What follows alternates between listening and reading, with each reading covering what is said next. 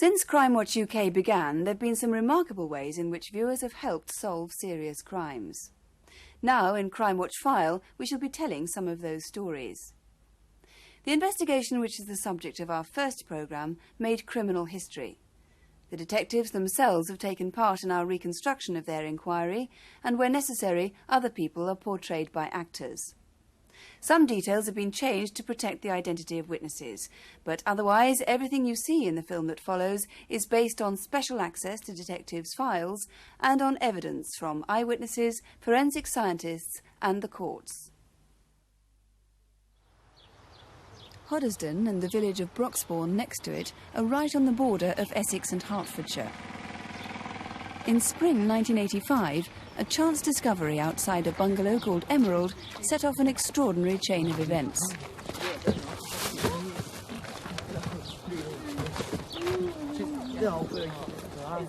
One of the schoolboys who made the discovery has since been identified only as Witness A.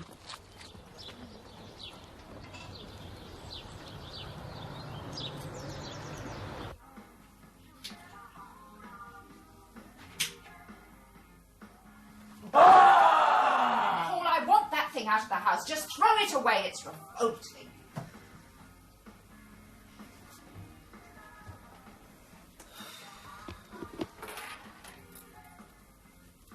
As soon as I opened it, I could see the way it was laid out, by the firing pin mainly. On night exercises, we used tripwire alarms to let off 12-bore blanks. They worked more or less on the same principle. The electronics were exactly the same as my radio-controlled car. I knew Mum and Dad wouldn't believe me. I think it was mainly because I didn't understand how it worked. I started taking it apart, but I could never get it to work, so it never got put back together, and bits were gradually thrown away. Early in the morning, several men brandishing guns burst into a company on wages day. They hold the staff hostage, and then they try to ambush the security van when it arrives. We've reconstructed their most recent raid, where this time they did succeed and they got away with £90,000. Imperial Coal Stores was a depot for hops en route from Kent to breweries in the Midlands. Friday was wages day.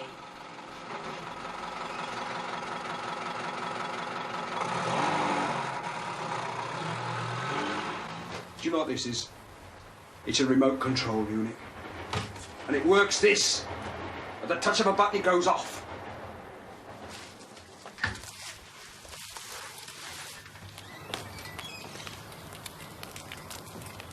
You open this bloody door! I can't blow your bloody head off! I can't open it! And also of a son born this year.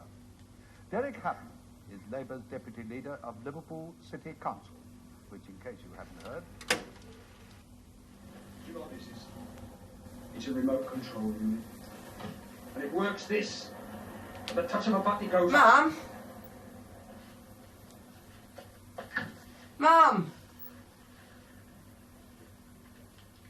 Mum, can I have a look at this? What you're going to do is take your mate out some tea, get him out What are the you cab. watching? It's Crimewatch. You must have taped that as well. Blow your back out, understand? Hang on, I'll rewind it. It's a remote control unit. And it works this. At the touch Look of a there, button, it goes it's that off. bomb thing, you know, like the one I found. It is, isn't it? Will you let me ring him up? Go on, let me ring him up.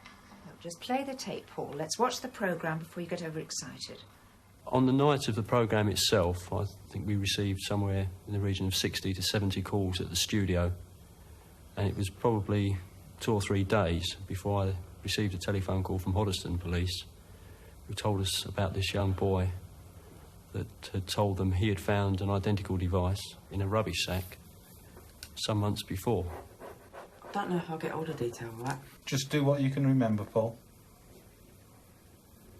I was a bit sceptical that the lad may have been making the information up, having seen the programme, but he drew the 4 corner posts to the box, which at that stage finally convinced me that what he had in fact seen was the bomb that was used at the Cross and Herbert's robbery.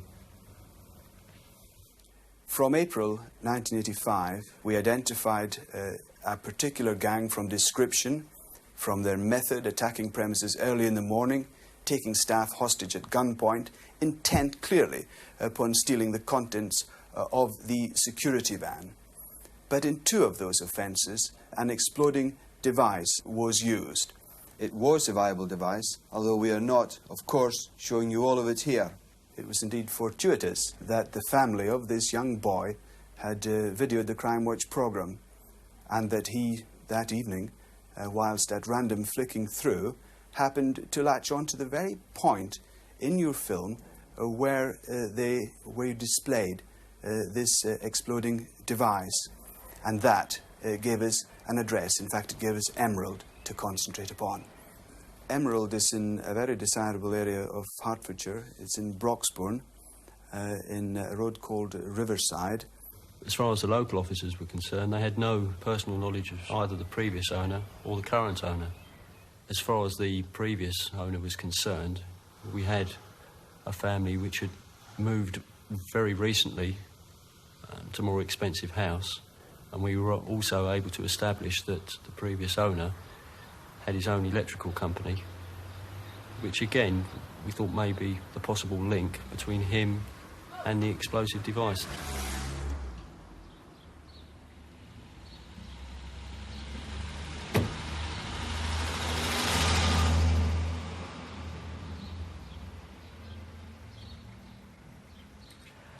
We decided to come down, sit outside early in the morning and note the comings and goings from the premises, in the hope that by doing that we may be able to find some association with him and people that possibly known to us as being involved in robberies in some way.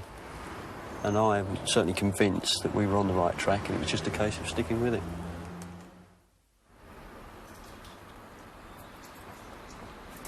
As the flying squad continued the inquiries in London, events in Harlow in Essex added a new and even more serious dimension to the investigation.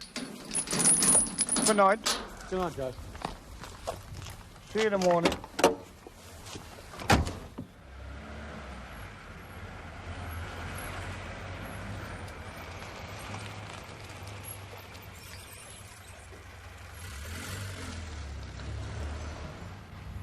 One does take different routes to work, or if a car is behind you for a little bit more than normal, one does tend to go round a block once or twice.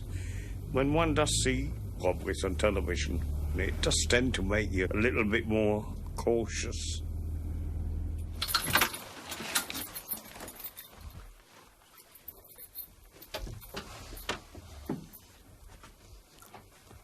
When I came into the room, I saw this man over there and another one behind me with a shotgun. They made me sit in a chair, handcuffed me. Then I saw my wife and daughter handcuffed to the table over there. Can you imagine that there's a knock on the door? They're waiting for, the wife waiting for her husband, Joe, to return. And at 7 o'clock, there's a knock on the door. And when it's opened, in rushed the villains. Balaclavas, shotguns, the lot. That alone must have been frightening. But then to sit Mrs. Symes down and her daughter, to handcuff them and say, we're waiting for your husband, nothing will happen, be quiet. And there's more arrived with guns, must have been very traumatic and very frightening indeed. At first he said, well, you obviously realise what we're here for. And they said, we want you to take us up there in the morning and open the safe up so we can help ourselves. During the course of the night, and prior to the villains leaving the house, they bound Mrs. Symes and her daughter to the bed and gagged them and left them in that state. Mrs. Symes and the daughter find it very, very difficult to talk about their experience of what went on that night. And I don't think they ever will. One of them produced a box with a red light on it attached to a belt, which they said was a bomb, which they could control would be controlled by remote control. They suggested in the morning you would stick it under the seat of your car, and if I did not do anything they wanted, they'd detonate it. A few minutes to 6 o'clock, Bill Borman arrived, and he had Steve Perry with him. another chap. They got out their car, he locked his car, and I got out of mine. Said, "Morning," and I locked the outer gate. They then instructed Joe to open up the inner doors, and it was from the strong room that some £500,000 was stolen. They just raced in there, and after about 9-10 minutes at the most, one of them shouted, "This is it, lads," and they picked up what they had, locked us in the safe and went. As far as I know, this was the biggest robbery Essex had had, and it's unfortunate to say, even taking into account all the hard work that had been done, we were getting nowhere. I was seconded out to Essex for almost a week, because obviously there were certain aspects of that robbery which were very, very similar to the 4 we had already linked. On this occasion, a depot was robbed. The device that was used was a mock-up device, and what struck us was that perhaps the gang had seen the Crimewatch programme and in fact involved in copycat tactics. I personally at that time wasn't convinced it was connected with the robberies we were already dealing with. I was always aware that that offence had been committed, but there seemed to have been a lot more planning, and it seemed very strange to me that a team that had been using a viable device on the robberies would then switch to a dummy device. So uncertain whether the Armour Guard robbery was by the same gang, detectives continued occasional observation on both the previous and the current occupants of Emerald. As you can see from the location of Emerald, it made it very difficult for us to actually sit down here and watch anything for a long period of time. It's a private road, cul-de-sac, so all we really had to rely on was the occasional drive-through and drive back again. And in fact, it was on one of these drive-throughs early one morning on the way to work that there were 3 vehicles seen on the driveway: a Porsche, an Audi GT and a Nissan Sunny Estate. Checks on that vehicle revealed that it belonged to a Dolly Ince, who we knew was married to George Ince, a man known to us as having a conviction for a serious armed robbery. Dolly Ince previously was Dolly Cray and married to Charles Cray, the brother of the Cray twins. George Ince, in 1973, was convicted of armed robbery at the Old Bailey. George Ince left for his wedding from Wormwood Scrubs prison, where he's in the 4th year of a 15-year sentence for a bullion robbery. It's a crime his supporters say he didn't commit, but today there were no demonstrations. The 2 prison officers escorting the groom wore civilian clothes, and a raincoat, clearly unnecessary on a hot, fine day, hid the handcuffs which held Mr. Ince captive. The bride had arrived a few minutes before. It was her evidence about their love affair which cleared George Ince of killing a Mrs. Muriel Patience in what became known as the Barn murder case, before he was convicted in another case for robbery. The apparent link between George Ince and the people now living at Emerald suggested the detective's first hunch had been wrong. The new residents suddenly began to look far more interesting to police than the previous ones.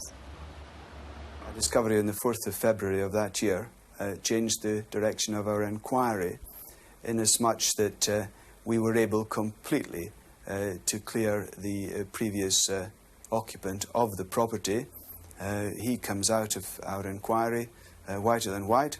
If ever he wants a reference, he can come to me and get the flying squad seal of approval. And we were then looked much, much more closely at the new occupant, David Croak. David and Rita Croak, when we looked at them first of all, had convictions for minor shoplifting, and although we could never identify his occupation, we had no reason to identify him as an armed robber. We, of course, could not move at that stage against the Croaks. All we had was mere suspicion, and that is obviously not sufficient in law. All we would do is alert people that we are maintaining an interest in them, and our inquiries moved to a closer surveillance.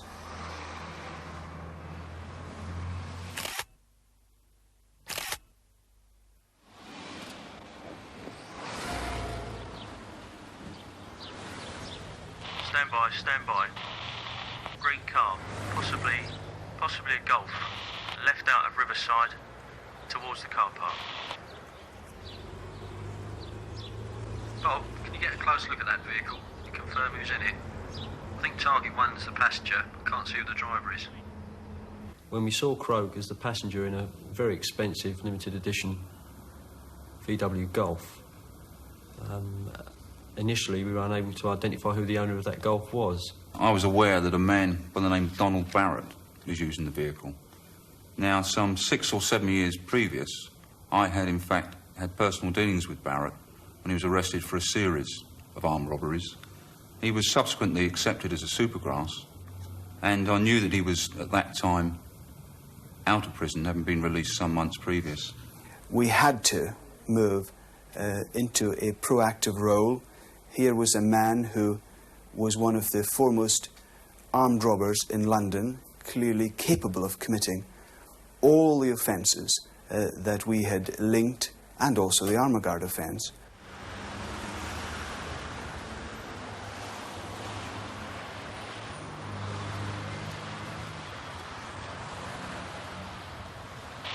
Target vehicle is past the dog's home, and it's a stop, stop, stop, and the driver's out of the vehicle. It's definitely target 2.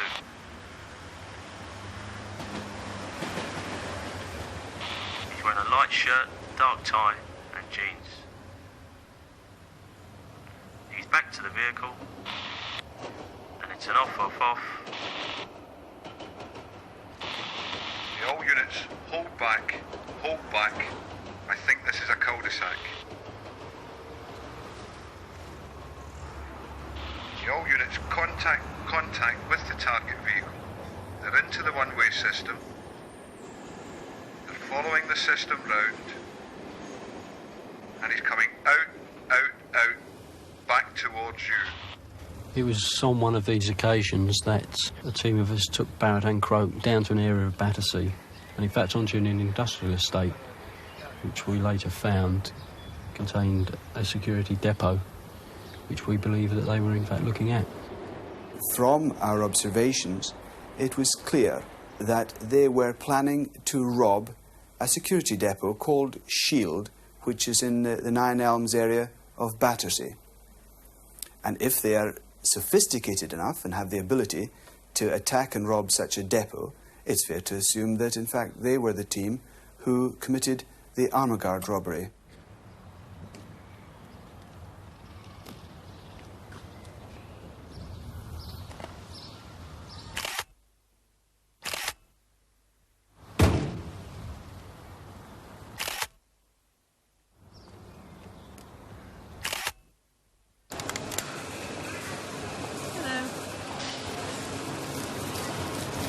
Travelling to Faro today, are you? You're travelling to Faro today? Yeah. Yes, OK. Would you like to put your bags on the scales? As Barrett flew out of the country on holiday, detectives were still preparing for a robbery any day on the depot at Battersea. Hello.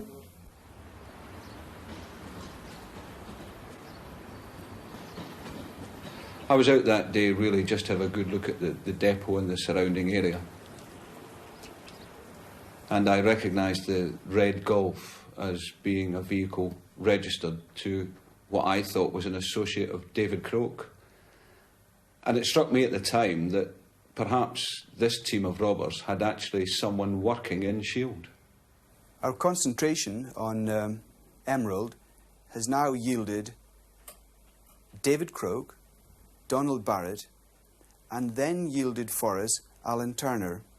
Interesting chap, Al Turner, because we identified that he lived in Clacton, visited Emerald, and turned up at the depot at Battersea, clearly employed at that establishment. It was clear that they had an inside agent at that depot.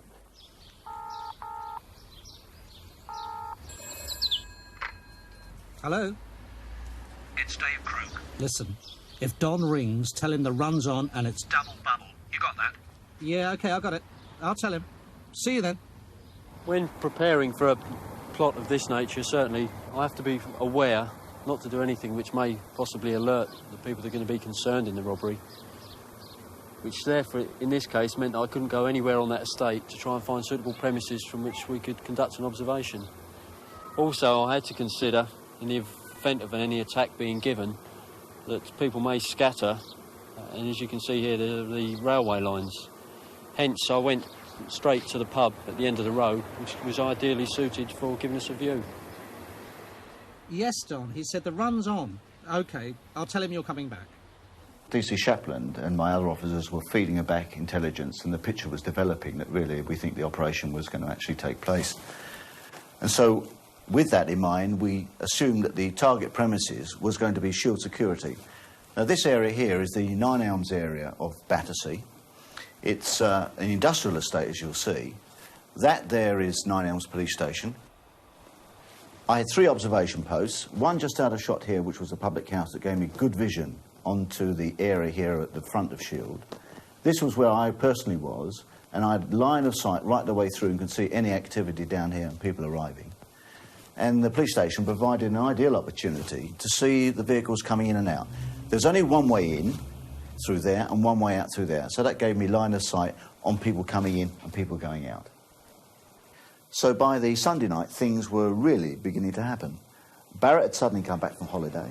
That was significant in itself. And then we see Croak and Barrett are followed down to Turner's address in Essex. Now, that had to be a planning meeting.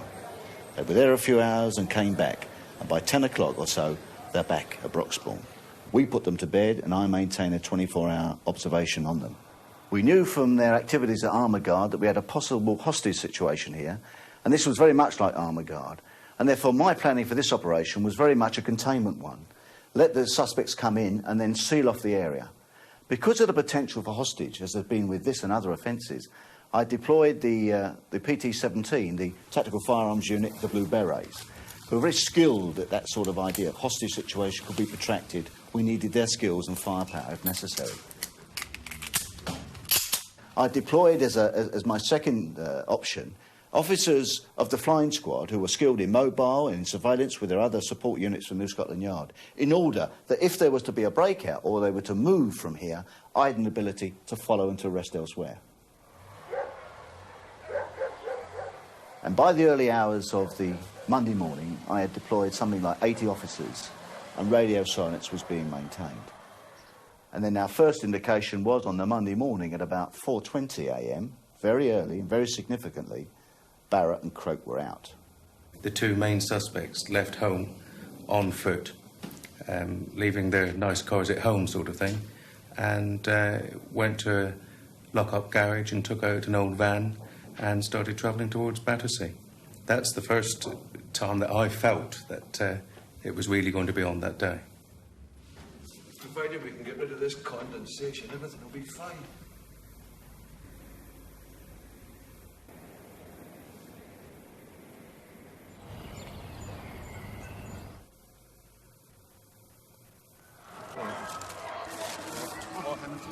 I really think I want to eat anyway. So in the early hours of the morning, Barrett and Croak are on their way down, travelling south towards us.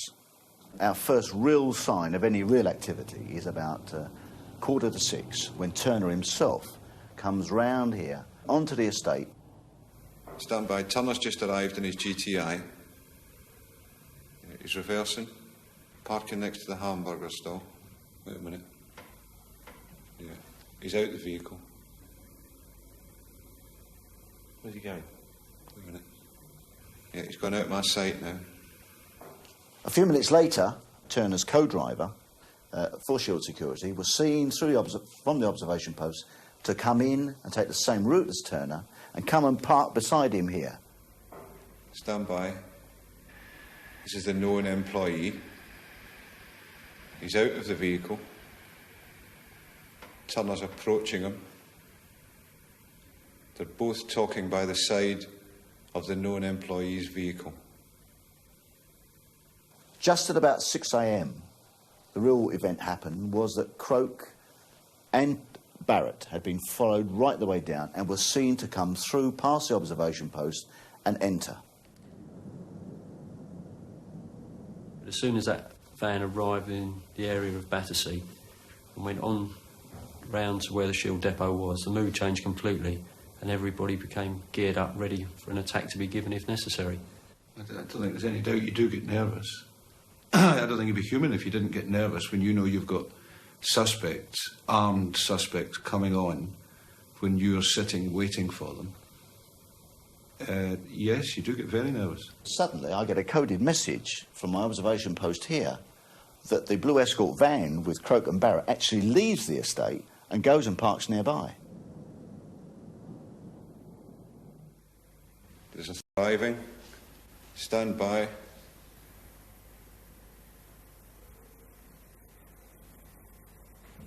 Driver's reversing. He's out of the vehicle. He's been joined by the other two and towards the front door now. They're in the front gate. Yes, and they're now into the premises, all into the premises.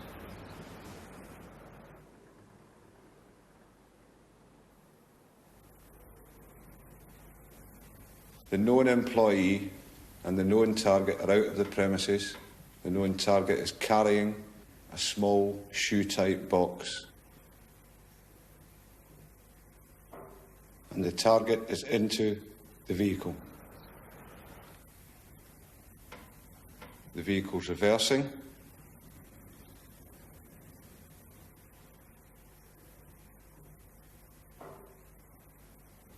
Now off the front yardage, towards Tom, and it's a right, and off. Because suddenly it didn't look as if the depot was going to be the actual target premises. Now that gave me a real problem, simply because I had a vehicle with perhaps a considerable amount of valuable commodity on board, money, cash, gold, and two armed robbers in the near vicinity. You get a feeling of indecisiveness. You don't know, has the job been called off, or what? I decided that I would deploy officers that I had, flying squad officers, in the vicinity to make up a convoy to follow the target vehicle wherever it was going to go. All the plans we've made have gone, really, because although we did have the surveillance as a backup, we were 99% sure it was going to be the depot.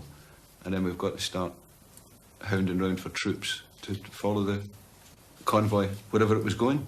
Disappointment for me, because I thought we were going to take them at the depot. I really thought they were there to the depot and it was going to be nice. We've got the van with the two guards in and the gold, which is being followed by the van with the two suspects in, which is being followed by the surveillance team. Nobody knew where they were going to go. And I remember thinking to myself as we rounded Hyde Park Corner sort of thing and went up, what's the name of the road? The Edgware Road. The Edgware Road, thank you. Where are we going to go to now? You just didn't know, and it went on and on and on, and there in the distance was the bullion vehicle, followed by the suspects. You're just in the lap of the gods, really, to see what's going to happen. You could be a half a mile behind and still see this bright white van followed by a tiny blue one behind it all the way. Going up the motorway was a little bit unusual for us, because usually a lot of our work is in town. I don't think the blue van had a vehicle in between the security vehicle all the way up. We obviously knew we were at Newport Pagnell on the motorway. We were pulled up on the hard shoulder, probably about a quarter of a mile to half a mile short of the service area, although we were in radio contact with the surveillance officers and we knew exactly what was going on within the area, service area itself. All units, guard out towards the restaurant area. Target vehicle is stationary in the car park. Stand by. Targets 1 and 2, both out of the van and towards the restaurant.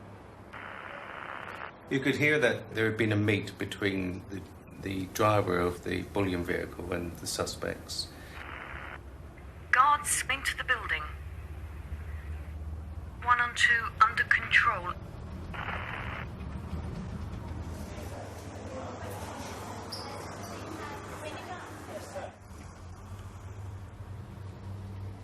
One and 2 back towards their vehicle. Stand by. Guard, back to the car park.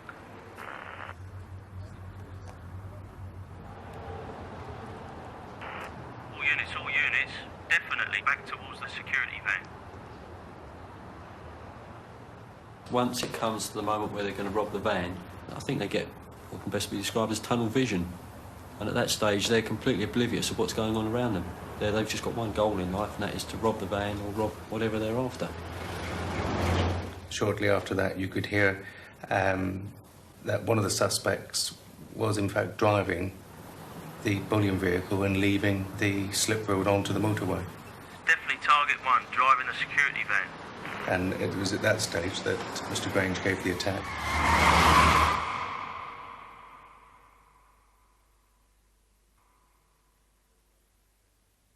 It's a build-up of adrenaline, it's a build-up of nerves, and then when you get the attack, it's released.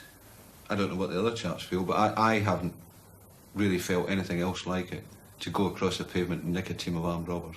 It's very difficult to describe because you're moving very, very quickly, but once it's all over, once you've got them down the ground, handcuffed, you've got their guns away from them, then it's a feeling of relief more than anything, the fact that you're not hurt and nobody else is hurt and they are nicked.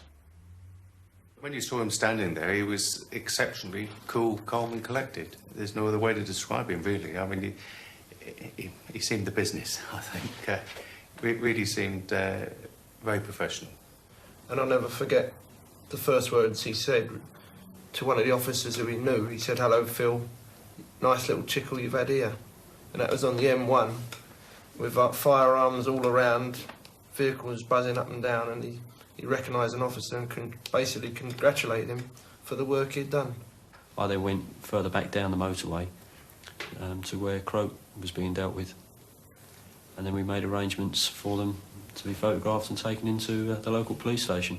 By 2 o'clock that day, officers had arrived at Emerald. Rita Croak was just leaving with a shotgun cartridge and a CS gas gun. She was taken to Milton Keynes police station and initially charged with conspiracy to rob. The 2 security guards had been handcuffed in the van during the robbery. One was entirely innocent. The other, Al Turner, turned out to be Rita's son. He was later charged with robbery and firearms offences. David Croak was also taken to Milton Keynes police station and charged with robbery and firearms offences. But attention now centred on Donald Barrett. If police were to find evidence on other offences or to arrest any other members of the robbery team, then it would be through him.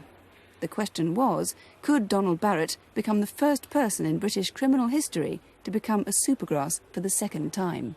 Well, following his arrest, we realised that here we had something very important, that this team were responsible for a whole series of sophisticated and very violent crimes.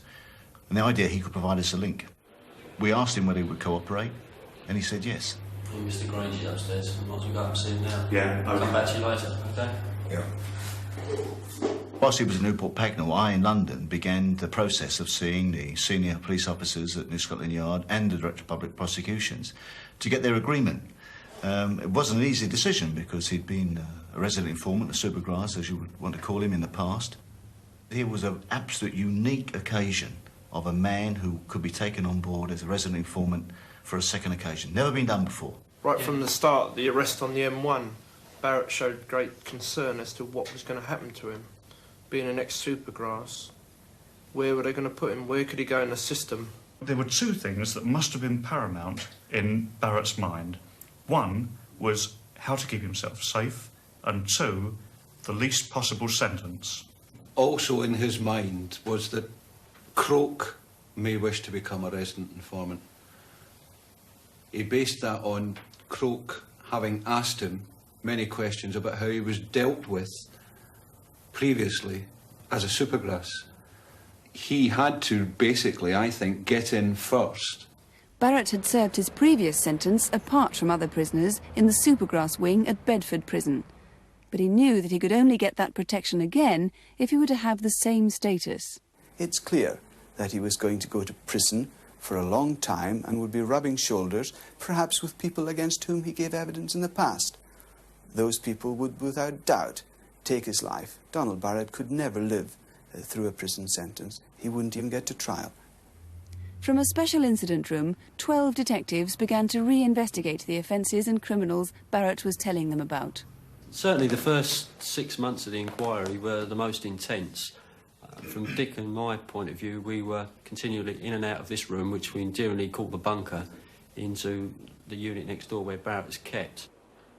Ironically, that was the same special unit Barrett had been in 8 years before. Including the Armour Guard robbery and the one shown on Crimewatch, Barrett admitted his part in 11 crimes, worth £1.4 million. On one occasion, the gang had restolen some of the Brinksmat gold. They threatened people with explosives and doused a man with petrol. Among 13 other people arrested on Barrett's word was Glenn Armsby, who lived with Rita Croke's daughter and was the third member of the gang who'd held Joe Symes and his family hostage. George Ince was arrested and held for a number of weeks before all charges were dropped and he was released. His wife, Dolly, never featured in the police inquiry. You get to the stage where the information concerning the offences have run out and you're left with what to talk about. Personally, I found it was quite easy with Barrett because he's been around for a long time, but then again, so have I. And we had a lot of mutual criminals in common that we could talk about. There is a very real danger. It's described as the Stockholm Syndrome, where the hostages and the hostage takers get so very close. In this case, we have got the prisoner and the police officers. There's a real presence about him, and almost like a caged tiger in many ways. But for all that, we're able eventually, over a period of time, to work together very effectively. The detective officers who have the investigation of the offences do not have the care and custody of the Supergrass. In fact, the Supergrass is looked after by uniformed officers who work under strict Home Office guidelines. The way that the courts treat the evidence of the Supergrass, quite rightly, is very sceptically. And we then had to set about to corroborate all the aspects that Barrett told us about. And that took us all around the country. It took us to France, took us to Malta. So it was important that what he said, we were able, in some other way, to prove or corroborate. Dave had gone out to Malta after Armour Guard. Someone called Victor looked after his flattened boat. The boat was originally called Armour Guard or something like that. Detectives went to Malta and searched the Croke's flat there. Among other evidence, they found the boat Barrett had mentioned. It had been repainted, but the name Croke had rather foolishly given it showed up under ultraviolet light. Having checked the obvious that Armag wasn't a local Maltese word, we now had this excellent corroboration for what Barrett had already told us in his statement, and would later be giving evidence in any court proceedings. I've been asked about a bank account held by David Croke at the Bank of Ireland, Seven Sisters Road. The account was in the name of T. Moore. I had some cheques from this account signed by Croke in the name T. Moore. We recovered a great deal of correspondence in the name of T. Moore and David Croke in a briefcase. We also went to the Bank of Ireland, and there we saw all the evidence recorded in the bank statements, paying in slips and cheques, which completely corroborated what Don Barrett in fact had told us. From this wealth of evidence, we're able to prepare a picture which shows David Croke's finances. The blue column shows what Don Barrett says their share of cash was, and the pink column shows what cash is shown as being paid into the bank account. These two columns here we relate to the offence at Armour Guard, where Don Barrett says that David Croke had about £140,000 as their share of the robbery, and the pink column clearly shows that about £140,000 was indeed paid into Croke's bank account. Barrett was also required to confront his former accomplices before giving evidence against them in court. Gentlemen, for the sake of the tape recorder, would you please identify yourselves? D.C. Cuthbertson. Donald Barrett. D.C. Shapland. Mr. Barrett, can you identify this man in the corner? Yes, I can. Who is he? Dave Croke. Now, bearing in mind that you're still under caution, Mr. Barrett, between the 11th and the 12th of December 1985, there was a family by the name of Symes taken hostage, followed by a robbery at the Armour Guard depot at the Pinnacles, Harlow. Were you involved in that, Mr. Barrett? Yes. Who else was involved? Dave Croke, Glenn Armsby. Anything you want to say about that, Mr. Croke? Mr. Croke doesn't wish to say anything. The main man, David Croke, in this case, really said not one word when he was being interrogated. In fact, I think the only thing that he said to me during a tape-recorded interview was, "I want my solicitor to be here," when he decided he didn't like the way that I was asking questions of him. But that was all, and yet Croke pleaded guilty to a number of very, very substantial robberies.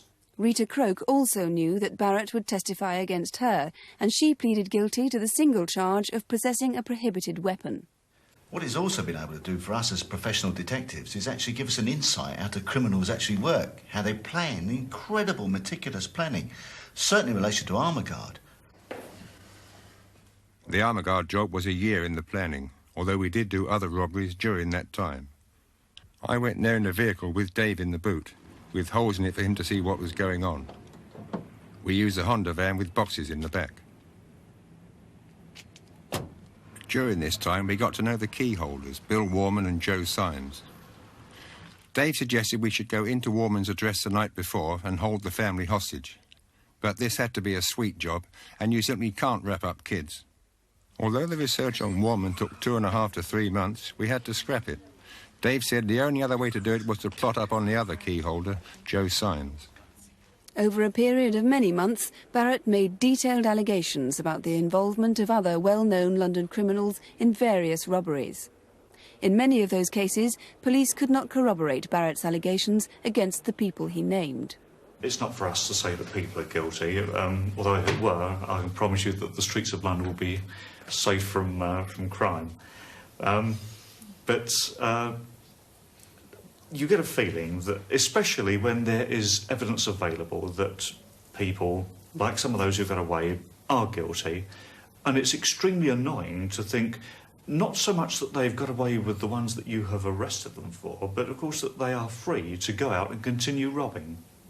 One could imagine Donald Barrett, on release from prison, going to work, committing crime, work as he calls it, committing crime on his own, but working with other criminals who know that he has been a Supergrass. It's astounding, and very many of my colleagues have scratched their heads. But what is very clear is that there was a body of opinion amongst criminals that having once been a Supergrass, he could never, ever, ever be a Supergrass again.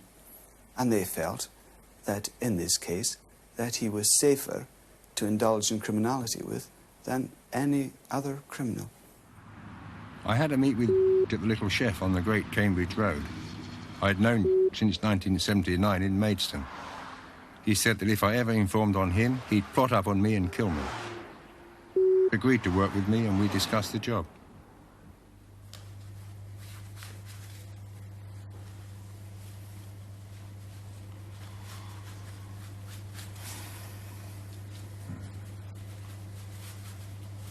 All right.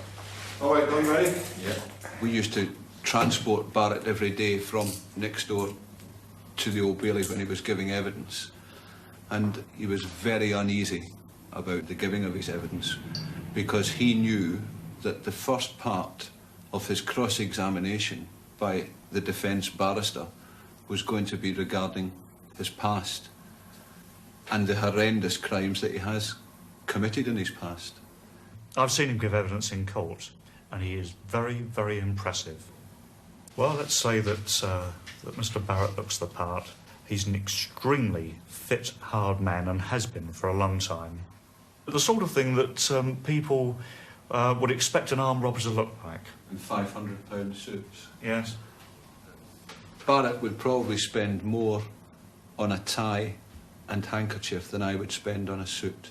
He always asks my opinion of what sentence he's going to get, because it's the only thing that preys on his mind. He can't think of anything else. It's a very difficult decision. I keep saying the word, he's so unique. But personally, I see that the contribution is made in removing the streets of London, making them much safer, that we need to take account. Also, the Supergrass trial itself, system, is actually on trial. Certainly on the last occasion that Barrett was arrested and dealt with as a Supergrass, he was sentenced initially to a total of 14 years imprisonment. Now, at that particular time, there were quite a few Supergrasses in the system, and the norm of sentencing was within the region of 5 to 7 years. So at that time, Barrett's sentence was completely out of line with all the others. However, he did appeal against sentence, and in fact he was reduced to 7 years on appeal. How long was he in for? He was in custody altogether for somewhere in the region of about 3.5 to 4 years. Some people would take the view that in light of the crimes that he has committed, perhaps accurately described as one stage from terrorism, that he should be sent away for the rest of his natural days. I know some senior police officers and colleagues think that the terrible nature of the offences that Barrett has committed, and I don't minimise those whatsoever, he should in fact face the ultimate penalty in the sense of perhaps life imprisonment. I've already said that I don't think that that is appropriate in this case, because I think that we haven't marked the contribution he's made to crime reduction.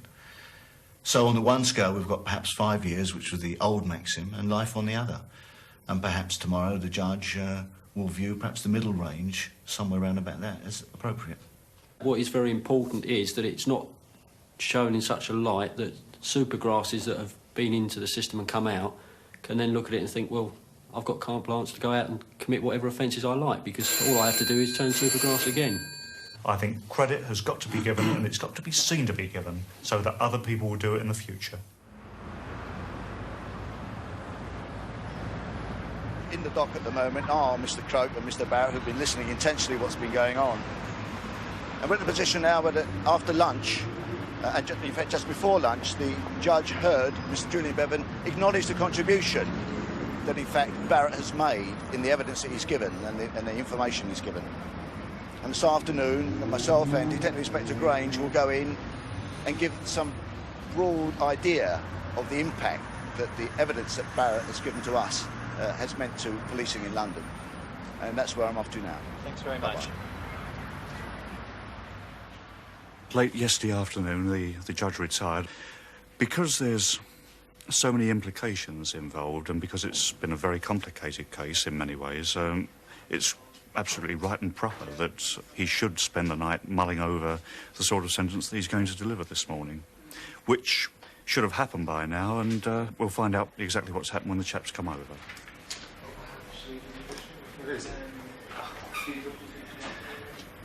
What's your poll? Good result. Oh, what happened? The judge has had a sale. Croak, 23 years. Housekeeper, Yep. resident sergeant, contact front office. Please. Barrett with 50%, no, not 50, 25% reduction, 16 years. 16? All in all, I think it's a fair result. Yeah, it's, I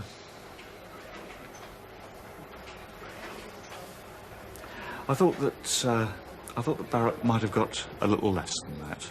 And perhaps he will on appeal. Indeed. Yeah.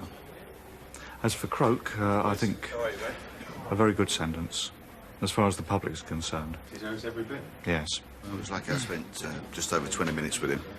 Really? And he's still in good spirits. Yeah. How are you? You heard the results? What do you think? He's thanked us, we've thanked him, and that's really the end of the matter.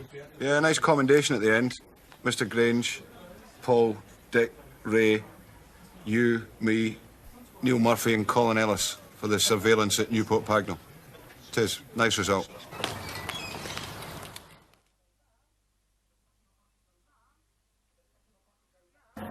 The touch of a button goes. Mum? The driver's out of the vehicle. It's definitely target 2. The known target is carrying a small shoe-type box. When you saw him standing there, he was exceptionally cool, calm and collected.